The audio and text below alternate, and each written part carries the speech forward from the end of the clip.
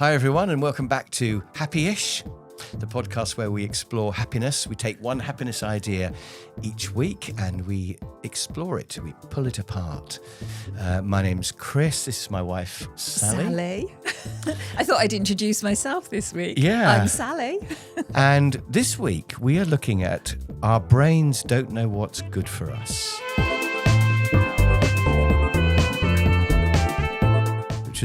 Somebody told me this a while back, and I thought it was a fascinating idea, because why would your brain not do what's best for you? And of course, the problem is we've evolved. We're in a world which, we're still cave people. Speaking for myself, still a caveman deep down. And some people would say that men are more cavemanish than women. I don't know if that's true. Oh, now we're going down a whole different route that I'm not sure I want to. But certainly we are cave people, and yet we've got this modern world. So, one example would be that we are designed to eat as much food when we come across it, especially high-value food, like anything with fat or sugar in it. So something like chocolate, which I think has got fat and sugar in it. The cave person thinks, brilliant, eat that while you can, because there may be no food tomorrow. It doesn't realise that apart from cream eggs, which do disappear, chocolate is available all through the year.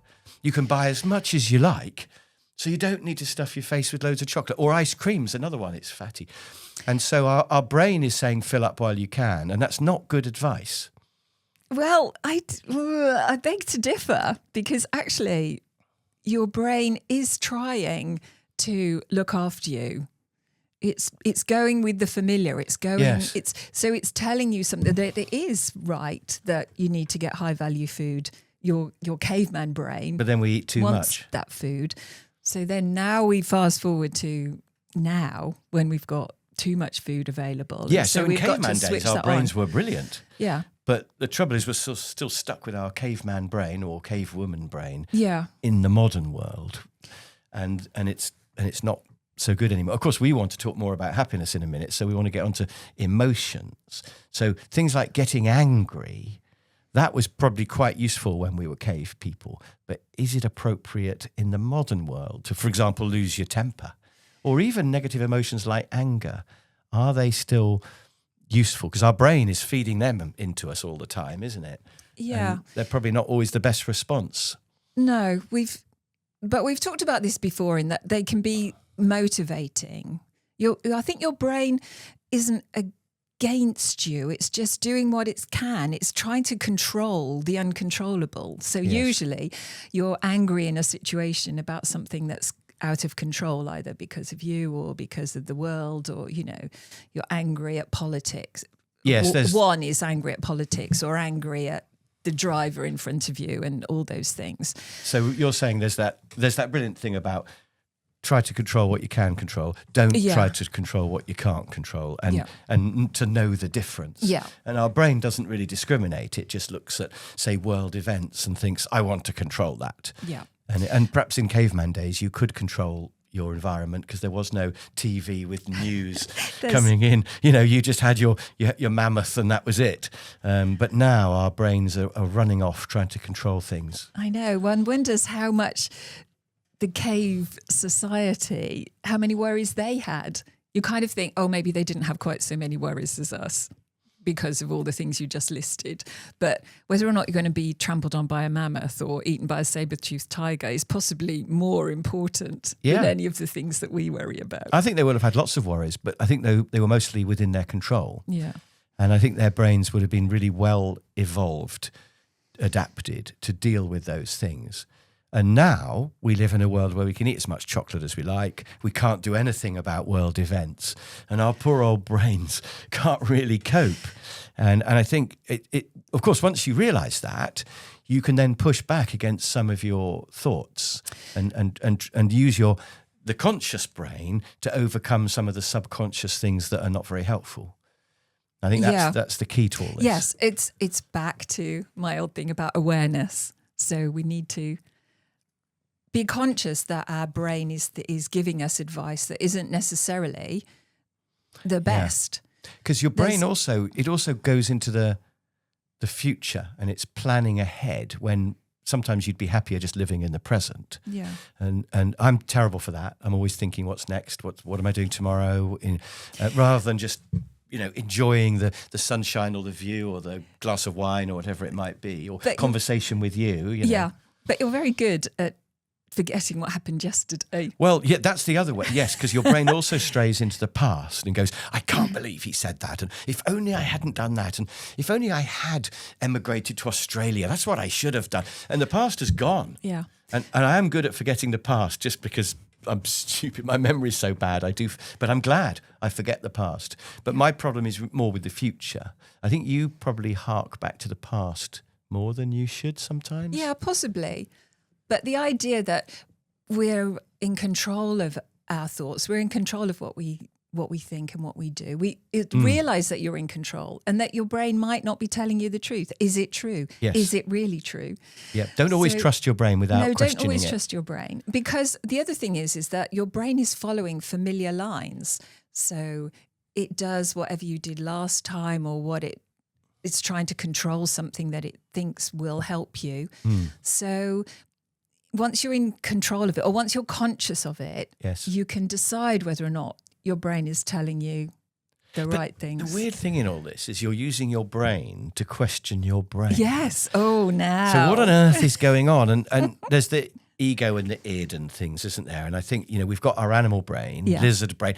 There's the book, The Chimp Paradox, isn't there, where he says that we've got the chimp still within us, that we've evolved from something chimp-like.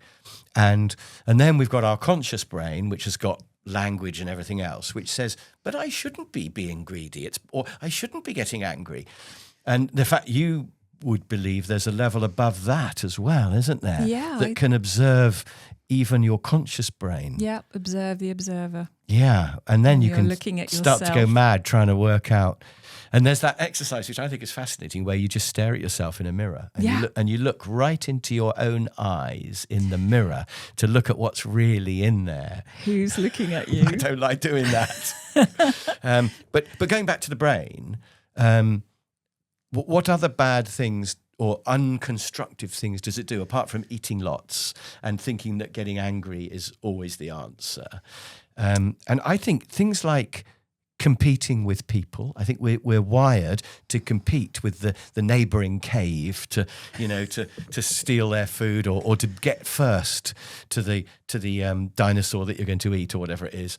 And competing isn't necessarily a good idea in the modern world.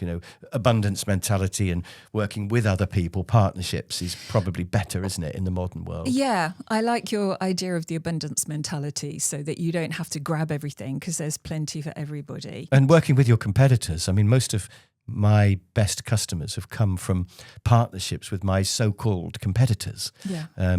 Because sometimes they're too busy, they pass work to me, or sometimes it's a job they can't do and they pass it to me, and I pass stuff to them that I can't do. And people who I thought would be competitors have actually turned out to be friends as well as sources of business. So, perfect. Well, that's you not listening to your brain necessarily, because I'm sure that your first response is, "Oh, I don't want them to do that because I'm planning to do that, or I'm in that that area." Yeah. But then you can overcome that and think, no, my brain's advice is not that good because I know different. Yeah. I've heard other things. Let's try a different way to do it. Yeah, absolutely. So yeah, I mean, we've talked about books on this podcast, and other authors, you could think, well, they're all competitors and my book's better than theirs. But actually, of course, you can learn from each other's books and you can promote each other's books, and why would you not? And in fact, one of my favourite books, The Road Less Travelled, he talks about laziness. And I think that's another case where your brain wants you to be as lazy as possible, to minimise the amount of effort. So when I go upstairs, the dog doesn't follow me. But if I stay up there for more than about a minute, she does follow me. So she's learned that if she follows me and I come straight back down, she's going, I've wasted going up the stairs and back down. So she waits to see. So she's always minimising her energy levels. Yeah. And that makes sense, when you're an animal. Yeah. But laziness in the modern world is a fault. It's bad. It's gonna cost you.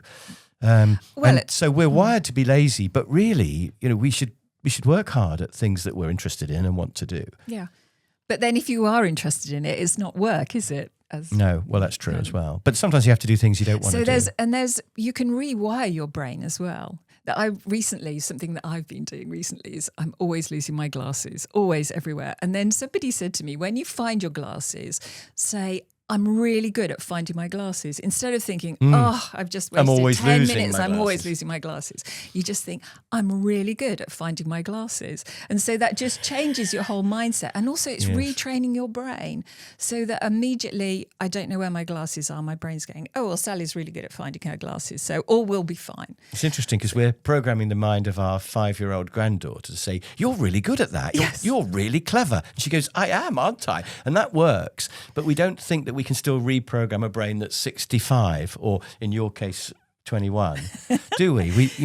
We think that it's too late to do it, but of course you still can always be right reprogrammed. From the beginning. I remember seeing a friend of ours, their 5-year-old had come up into our bedroom when we were staying with them. And before she left the room, she went to the mirror and she just looked at herself in the mirror and she just went, I love myself. And I just learnt so much from that. She was just a little girl. She was just talking to herself. And there was nothing conceited about it. It was just true. And so there we go, back to looking in the mirror as you were talking to earlier. And if you say to yourself, then there you go. And I think linked to laziness, there's coming out of your comfort zone, isn't there? Because your brain's going, don't take a risk. Yeah. Because, particularly if you're a predator, you don't want to get injured. You don't want to attack an animal that might fight back at all. Because even if you hurt just your finger, or, if a bird hurts its wing, it will die. So you just don't take risks, and you're programmed to not take risks because now, we've got doctors and we can go around with our arm in a sling or whatever. And not just physical risks, but mental risks. Yeah. And so we're programmed to avoid risk, but of course, really to be successful and to enjoy life and achieve challenges and things, you have to come out of your comfort zone and take risks. So that's another time when we have to overcome what our brain is telling us, what our lizard brain is telling us anyway, and say, no, I'm going to come out of my comfort zone. I'm going to do that podcast or whatever it is. Yeah. And your brain is always talking to you. So give it some love. Don't just go, oh, I agree with you. I know. I can't do that. Yes. I'm too old or I'm too whatever. You can just take the time. We've got several friends who are so adventurous and they just tell their brain that, no, we're not going to think like that. We're just going to go forward. So shout out to John Chambers. Yes. I mean, what a guy. And also the courage Jerry, he's got. actually. Yeah, he's Jerry, always just, I can do that. So I think there's one other thing we should probably mention while we're talking about brain and happiness and things is money. It's a bit like collecting food when we were cave people, but the equivalent now is that our brain is saying, collect as much money as you can. It's got to be good. Just have a big supply of money. And so we believe that money's a good idea. And to an extent it is, of course. You've got to have enough to survive and be secure and things. But excessive money doesn't make you happy. We've already done an episode on that, haven't we? But it starts with your brain believing that money's a good idea. Yeah. And money is just a version of a big pile of food when we were cave people. So we need to be back to your abundance mentality with money, that it'll be there if we need it. And, you know, when you're talking to your brain. And that you've got enough. Yeah. And appreciate what you've got. Yeah. You've got to give your brain some love and reprogram it a bit. Be conscious of... Yeah, I think it's awareness. I think of when you're making decisions about anything, to not assume that you know what's best for you, that you, your lizard brain, knows what's best for you, your total self. Because the two yous are not the same, which is quite confusing. And it's working on past information that it's got, so give it some new information. Yeah. So it's an awareness. So your brain doesn't always know what's good for you. Right. Shall we look in the container of cuttings and see what it's got for us this week? Let's have a look at one and see what we've got in here. Oh, it's a great long one. This is by Mandy Hale. I've never heard of her. Sorry, Mandy. And it says, happiness is letting go of what you think your life is supposed to look like. Actually, this is great. It's just to do with your brain, isn't it? Okay. Happiness is letting go of what you think your life is supposed to look like and celebrating it for everything that it is. Oh. So not what it's supposed to look like, but what it is. Yeah. And that's good, because who's to say what our life's supposed to look like? No, starting from where you are. I remember Which my is weird. mum saying, when are you going to go to university? When are you going to get married? When are you going to have kids? When are you going to have grandchildren? And she had this definite view of what my life was supposed to look like. And the whole world is telling you what your life's meant to be like. You're meant to have a certain type of house, or you're meant to be a manager or whatever. And you don't have to do any of those things if you don't want to. No. So have you broken away from that? Do you think you've... Not really. Do you have your mother's life, or do you have your own life? Actually... Well, no, it's not that, actually. It's about not feeling bad if you don't have the life that your mother expected you to have. When I went to my Cambridge University reunion, Yes. and there were all these ex-Cambridge high-powered, successful people. They were all doctors and lawyers and people. And I was just a travelling trainer. Yeah. I say just, Yes. no status. And they all thought I was some sort of weird, eccentric but slightly intellectual An dropout. actor or something. Yeah, like what's he doing with his training? What And I run my own solicitor's practice, don't you know? And I was conscious that I wasn't doing what the world expected and thought I should be doing. But I like that. I quite like being different. And I think that's a good approach to have, to not just say it's okay to be different, but to want to be different. Yeah, I to be like your it. own man. And then when, instead of moving house, we bought next door and we put a door through, I remember the building society saying, well, we can't give you a mortgage to a property that's not secure because there's a door through into another property. And I was saying, but I live in both halves of the house. And they were going, yeah, but that doesn't fit our system. I mean, which one's your primary residence? Well, I don't know. I've made it. But I quite like not fitting the system. And I think that's great. So, just be happy with how your life is and not how other people tell you it should be. Or at least start from there. Yeah. If you're happy with what you've got, then you can get more. Yeah, exactly. And Appreciate. so I think that's great. So thank you, Mandy Hale, for that. Yep. Well done, Mandy. Thank you. Great to have you here. Right. So that's this week's episode. Hope you found that interesting, everybody. Hope you're all questioning your brain now. If you found this interesting, please do like and subscribe the podcast. Tell your friends about it. We're everywhere on all the channels. Yes, you can find us on Spotify if that's easier. We're on YouTube as well if you want to see what we look like. If you're listening to us in the car. Yes, I have a different shirt in every episode, so it's pretty exciting on YouTube. There's Spotify, and of course we're on the usual podcast things like Apple Podcasts. And we will see you next week when we will be talking about something completely different. Brilliant. Bye for now. Bye for now.